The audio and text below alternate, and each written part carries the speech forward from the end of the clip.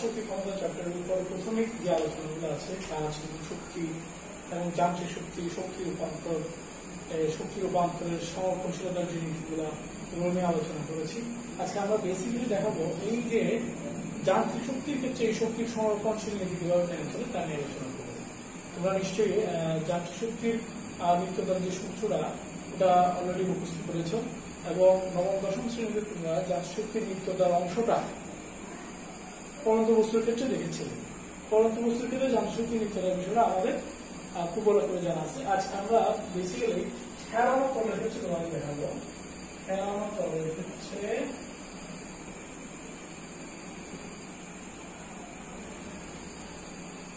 যান্ত্রিক শক্তির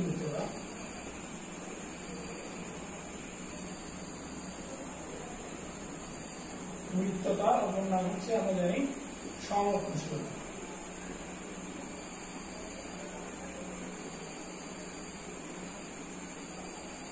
এই অংশটা হচ্ছে আমরা আজকে তোমাদের প্রমাণের মাধ্যমে দেখানোর চেষ্টা করবো। আমরা জানা গেল মান হচ্ছে এটা আমাদের হেলানো তল, হচ্ছে এ বি সি। এই কোনটাকে আমরা লিখতে রাখবো, এখানে একটা বস্তু অ্যাঙ্গুলার বস্তু, তাহলে অ্যাঙ্গুলার বস্তুটা এই এ বি তলে গড়িয়ে পড়বে। এই গড়িয়ে পড়ার ক্ষেত্রে তার বিভিন্ন বিন্দুতে বললাম বি এর আছে একটা বিন্দু হচ্ছে কিউ একটা বিন্দু, এই এ কিউ বিন্দুতে অর্থাৎ এ বিন্দুতে মোট শক্তি, বি বিন্দুতে কিউ বিন্দুতে মোট শক্তি, বি বিন্দুতে মোট শক্তি তার একই হবে। সেই জিনিসটা আমরা আজকে দেখানোর প্রয়াস চালাবো। প্রথমে আসি এই বিন্দুতে ইকে মানে তোমরা জানো কাইনেটিক এনার্জি আমরা দেখিয়েছিলাম। আর আমরা জানি এই বিন্দুতে আমাদের আলোচ্য বস্তুটি স্থির, দ্যাটস ওয়াই এখানে বেগ 0, অতএব এটা হবে 0। এবং এই বিন্দুতে ইপি সমান হবে হচ্ছে আমরা জানি উচ্চতা mg ইনটু সমঅবস্থাপন উচ্চতা। এখানে সমঅবস্থাপন উচ্চতা হচ্ছে এসি। তাহলে আমরা মোট শক্তি পেলাম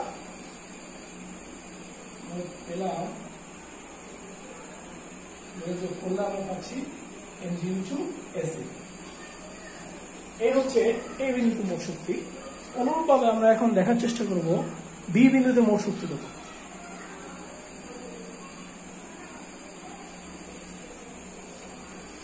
এবং কিউ বিন্দুতে আগে দেখব, কিউ বিন্দুতে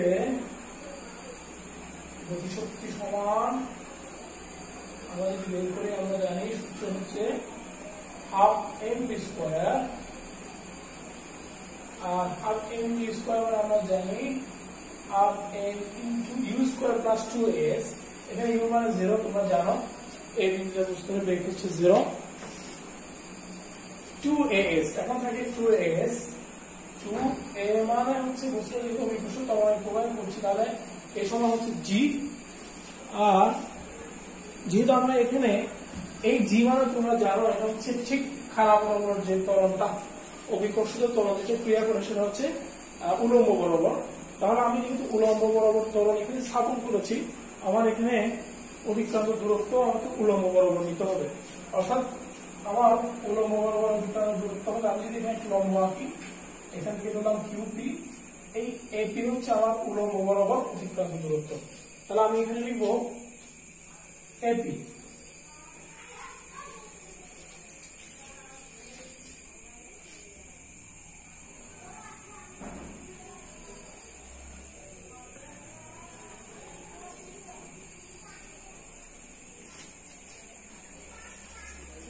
ওকে, এখন আমরা যদি গুণ করে দিই তাহলে আমরা পাচ্ছি mg ইনটু এপি।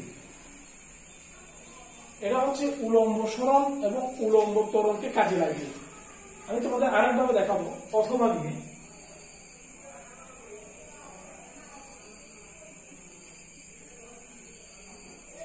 এই যে এখানে 0 স্কয়ার লিখলাম আমি। এরপর কেউ যদি বলে স্যার আমি তো দেখতে পাচ্ছি বস্তুটা সরণ হচ্ছে এ বি বরাবর, অর্থাৎ তার সমান হচ্ছে হেলানো তল বরাবর, এক্ষেত্রে আমি সরণ লিখবো এ কিউ। অর্থাৎ সে বলতেছে চাচ্ছে আমাকে আমি এখানে তির্যক বরাবর যে সরণ সেটা নিব, হেলানো তল বরাবর সরণটা সে নেবে। তাহলে হেলানো তল বরাবর যদি সরণ সে নেয় তাহলে তোমরা নিশ্চয়ই দেখতে পাচ্ছ আমাকে ত্বরণটাও ঠিক হেলানো তল বরাবর নিতে হবে, অর্থাৎ এদিকে হচ্ছে ঠিক জি আর এই বরাবর জি কত সেটা আমাকে বের করতে হবে। তোমরা জানো এটা যদি থিটা হয় এই কোণটাও থিটা, আর এটা থিটা হলে এটা হচ্ছে 90 মাইনাস থিটা।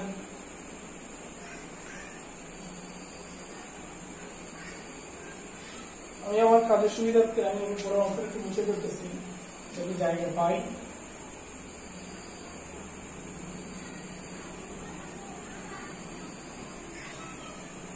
দেখো 90 মাইনাস থিটা, তাহলে আমি এই যে জিটা নিচের দিকে যে জিটা যাচ্ছে সেই জিকে যদি আমি দুটো অংশ ভাগ করি, এই রূপাংশটা হবে জি কস থিটা, মানে এই কোণটা নিয়ে আমি কস থিটা বের করবো।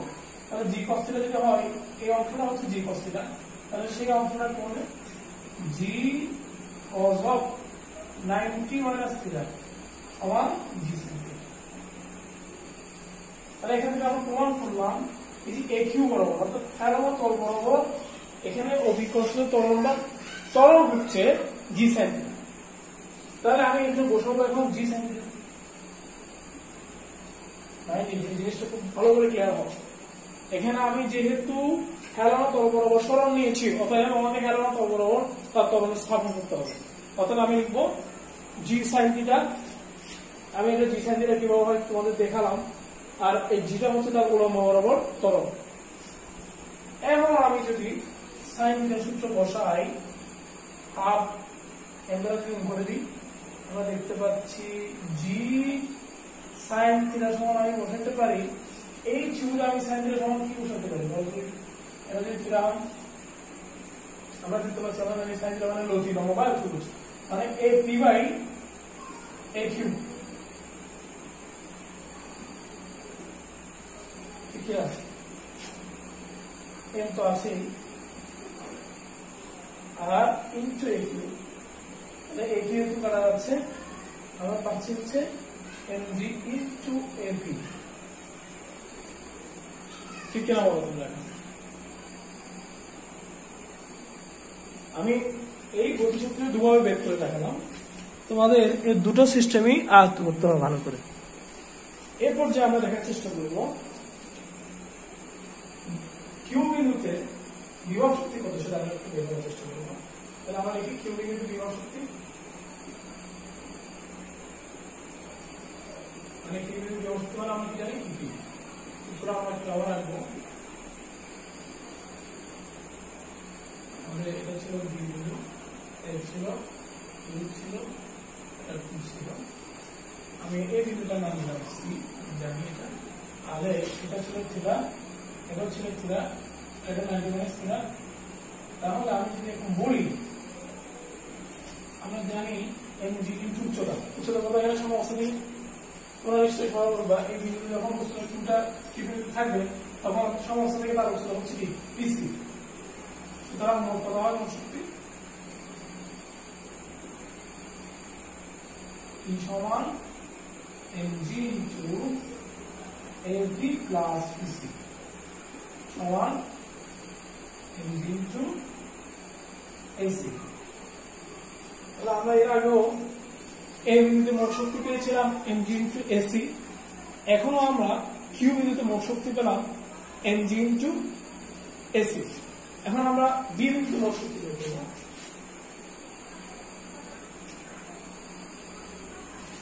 তাহলে বি বিন্দুতে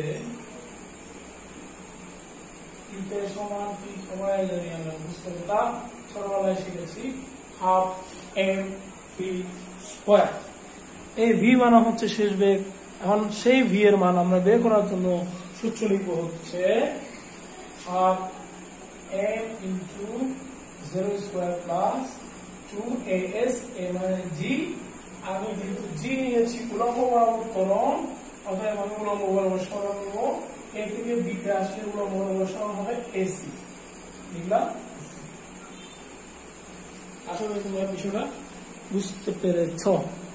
এখন আমি যদি গুণ করে দিই তাহলে আমরা পাচ্ছি mg ইনটু এসি।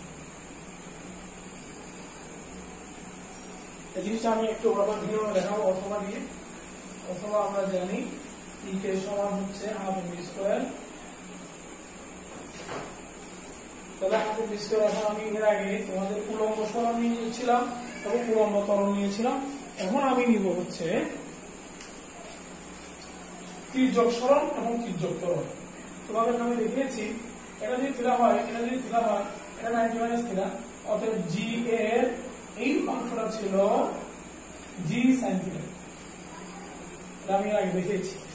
তাহলে আমি যদি এখানে জি sin থিটা স্থাপন করি, 0 স্কয়ার প্লাস 2a জি sin থিটা লিখলাম, তাহলে আমাকে অবশ্যই সরণ নিতে হবে তির্যক বরাবর, আর এই থেকে বিকাশটা আমরা দেখতে পাচ্ছি এবি। আর আমি যদি এখন এই জায়গায় sin থিটা সূত্র লিখি, তাহলে আমি কি পাচ্ছি, half m into 0 square plus 2 into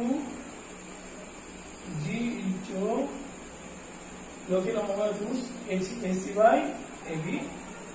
ab করা যাবে, তাহলে থাকবে mg ইনটু ac। আর এই জিনিসটা দেখানোর পর এখন আমরা বি বিন্দুতে যদি এখন বিভব শক্তি বের করতে চাই, অভিকর্ষণ বিভব শক্তি আমরা জানি কি সমান mg ইনটু সাম্যাবস্থার উচ্চতা। আমরা দেখতে পাচ্ছি বিতে আসা মানে বস্তুটা সাম্যাবস্থায় চলে আসা, অতএব বি বিন্দু চলে আসলে এখানে সাম্যাবস্থার উচ্চতা হয় 0, অতএব কি অবস্থা 0 হয়ে গেল। সুতরাং বি বিন্দুতে মোট শক্তি E সমান E কে প্লাস EP, অর্থাৎ দাঁড়াচ্ছে mg ইনটু ac। তাহলে আমরা দেখতে পাচ্ছি বস্তুটার এই বিন্দুতে যে শক্তি ছিল কিউ বিন্দুতে সেই শক্তি সমান, আবার বি বিন্দুতে বস্তুটি একই শক্তি প্রদর্শন করছে।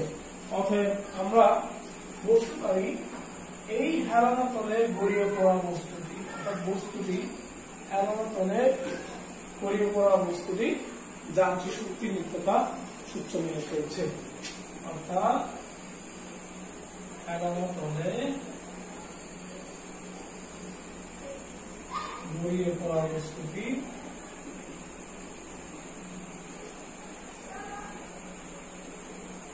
যান্ত্রিক শক্তি নিত্যতা সূত্র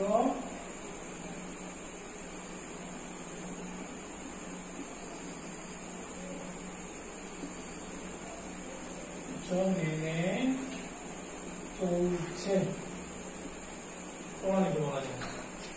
এভাবে যদি আমরা একটা প্রবলেম সলভ করি, আমি মনে হয় তোমাদের এই বিষয়টা একদম ক্লিয়ার হয়ে যাবে। অর্থাৎ এই যে বিভিন্ন বিন্দুতে শক্তিগুলো আমরা ডিটারমাইন করার চেষ্টা করব। এর পাশাপাশি আমরা এটাও দেখার চেষ্টা করবো একটা হেলানো তলে একটা বস্তু কেন গড়িয়ে পড়ে, কোন শক্তির প্রভাবে সে গড়িয়ে পড়ে, সেটা আমরা একটু বোঝার চেষ্টা করব। এরপর যে আমরা আলোচনা করবো একটা হেলানো তলে কেন একটা বস্তু গড়িয়ে পড়ে, সেটা নিয়ে আমরা একটু গ্রাফিক্যাল বা পিকচারের মাধ্যমে বোঝার চেষ্টা করবো। দেখো এই কোনটাকে আমরা লিখছিলাম, ধরলাম কোনো একটা বস্তু এখানে এভাবে এখানে বিদ্যমান একটা বস্তু, একটা বস্তু এখানে আছে। আমরা জানি যদি হেলানো তল খুব ছোট হয় বস্তুটা এখানে গড়িয়ে পড়তে শুরু করবে না, কিন্তু এই হেলানো তলের মান যদি বাড়াই থাকি, এক পর্যায়ে কোন একটা হেলানো কোণের জন্য এই হেলানো তলের উপর রক্ষিত বস্তুটা গড়িয়ে পড়তে শুরু করবে। যে কোণের জন্য একটা বস্তু গড়িয়ে পড়তে শুরু করে সেই কোণটাকে আমরা বলি নিশ্চল কোণ। তোমাদের এই কথাটা মনে রাখতে হবে, হেলানো তলের উপর অবস্থিত কোন বস্তু আনত তলের সাথে অনুভূমিকের সাথে আনত তল যে কোনো উৎপন্ন করলে আনত তলের উপরস্থ কোন বস্তু গড়িয়ে পড়ার উপক্রম হয়, সেই কোণকে আমরা বলি নিশ্চল কোণ। তাহলে এটা কেন হয় আমরা একটু দেখার চেষ্টা করবো। আমরা জানি বস্তুটা যখন এই অবস্থায় থাকে তখন ঠিক তার এমজি নিচে দিকে ক্রিয়া করে, এই মূলকে আমরা বলি এমজি নিচের দিকে ক্রিয়া করবে। আমি যদি এখন এখানে একটা লম্ব আঁকি, এই কোণটা যদি থিটা হয় মনে রাখবা এই কোণটাও থিটা। এটা আমরা জিওমেট্রি বা এটা আমরা উপপাদ্যের সাহায্যে প্রমাণ করতে পারি। তাহলে এই কোণটা যদি থিটা হয় এই কোণটাও থিটা, তাহলে আমি এই এমজি বলটা যেটা ঠিক নিচের দিকে ক্রিয়া করছে সেটাকে আমি দুটো উপাংশ ভাগ করতে পারি। একটা হচ্ছে এটা হচ্ছে তাহলে হবে এমজি কস থিটা, আর এটা হবে mg sin থিটা। তাহলে দেখো এখানে mg এর দুটো অংশ, একটা হচ্ছে mg cos থিটা, একটা হচ্ছে mg sin থিটা। এখানে দেখো যতই আমাদের এই কোণটা বড় হবে, থিটার মান বড় হবে, ততই mg sin থিটার মান বড় হবে, ততই mg sin থিটার মান বড় হবে। তাহলে আমরা দেখতে পাচ্ছি এই থিটার মান যদি বড় হয়, mg sin থিটার মান বড় হবে। আর তোমরা জানো না এই যে হারানোর তরল বললাম, এটার নাম হচ্ছে এবি। এবি হারানোর তরল একটা নির্দিষ্ট পরিমাণ, ফিক্সড পরিমাণ কি আছে, ঘর্ষণ বল আছে। তাহলে থিটার মান যত বড় হবে mg sin থিটার মান বড় হবে। mg sin থিটার মান এক সময় এই ঘর্ষণ বলের চেয়ে বেশি হওয়ার কারণে সেটি পতিত হতে শুরু করবে। তাহলে ধরলাম এখানে যদি আমরা বলবো, যদি mg sin theta is greater than f বা ঘর্ষণ বল হয়, তবে বস্তুটি পতিত হবে। তাহলে ঠিক পতনের পূর্ব মুহূর্তে, পতনের পূর্ব মুহূর্তে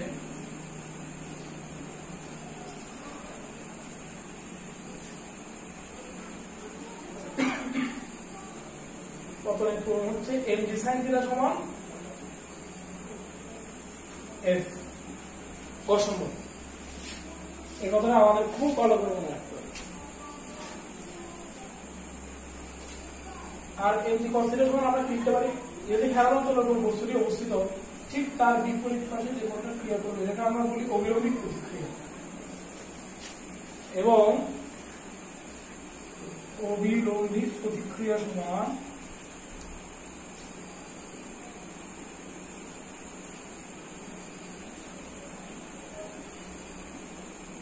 R সমান mg cos থিটা। এই চিত্র পাশাপাশি এই কথাগুলো আমাদের খুব ভালো করে মনে রাখতে হবে। এখন আমি যদি এখন এই যে এই বিন্দুটাতে যে বস্তুরা আছে সেই বস্তুর মান আমরা দেখতে পাচ্ছি নিচের দিকে mg sin থিটা এবং উপরের দিকে ঘর্ষণ বল F ক্রিয়া করছে। তাহলে আমি যদি এখন এখানে নিউটনের দ্বিতীয় সূত্র লিখি, তাহলে আলোচ্য বস্তুর ক্ষেত্রে আমাদের নিউটনের দ্বিতীয় সূত্রটা কেমন হবে? সুতরাং আলোচ্য বস্তুর ক্ষেত্রে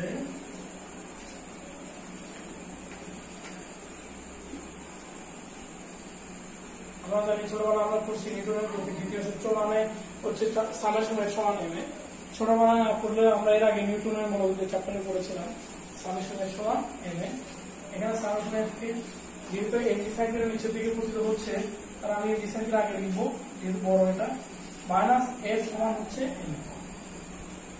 এভাবে এখানে আমরা কার্যকর বল, কার্যকর ত্বরণ ইত্যাদি বের করতে পারি। আর ঘর্ষণ বলের ক্ষেত্রে তোমরা একটা সমীকরণ আগে পড়ে রেখেছো, সেটা হচ্ছে কি ঘর্ষণাঙ্ক মিউ সমান আমরা জানি F/R। ঘর্ষণাঙ্ক মিউ সমান হচ্ছে F/R। তাহলে আমরা দেখতে পাচ্ছি F সমান হচ্ছে μ1। তাহলে আমি যদি সমীকরণটাকে আরেকটু মডিফাই করে লিখি, তাহলে এভাবে লিখতে পারি mg sin theta minus mu into r সমান আমরা কিছু আগে লিখেছিলাম mg cos থিটা সমান n। দেখো এই সমীকরণগুলো খুবই ইম্পর্টেন্ট আমাদের বিভিন্ন গাণিতিক সমস্যা সমাধান করার ক্ষেত্রে। তোমাদের এই অংশগুলো ভালো করে মনে রাখতে হবে। এখন আমি যদি তোমাদেরকে একটা SW দিই, তোমরা বাসায় করবে,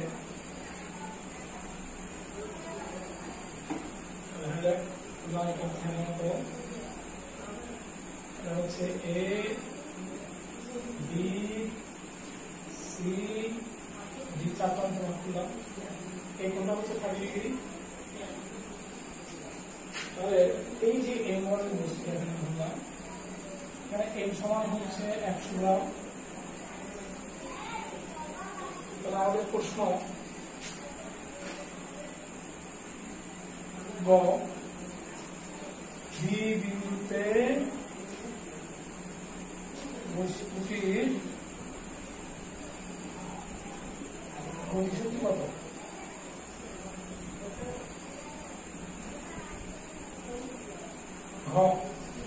দেখাও যে BOC-তে বস্তুটির মোট শক্তি একই।